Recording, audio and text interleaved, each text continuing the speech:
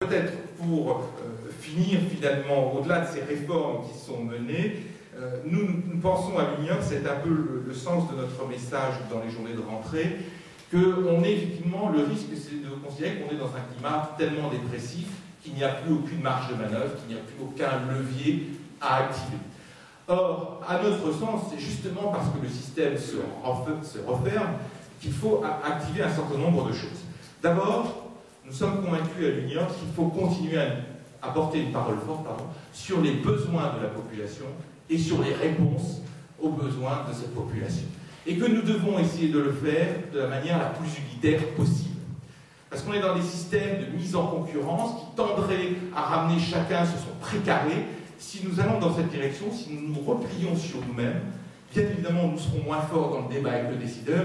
Donc il faut que nous construisions l'unité, même si ensuite dans la mise en œuvre, nous pouvons être parfois concurrents sur des territoires. Mais comment en amont, dans la définition des politiques de solidarité, essayons-nous de bâtir un constat partagé et des propositions communes. Voilà, donc ça, c'est ce que nous essayons de porter en nous déconnectant des échéances politico-administratives.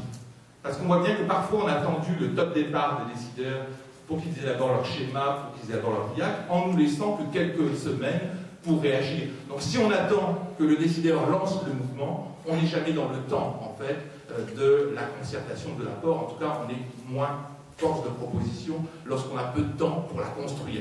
Donc nous considérons à l'UNIOPS que ce temps sur l'analyse des besoins et la construction des réponses, c'est un temps permanent en réalité. Il faut y réfléchir régulièrement pour que lorsque le décideur lance le mouvement, eh bien nous soyons prêts.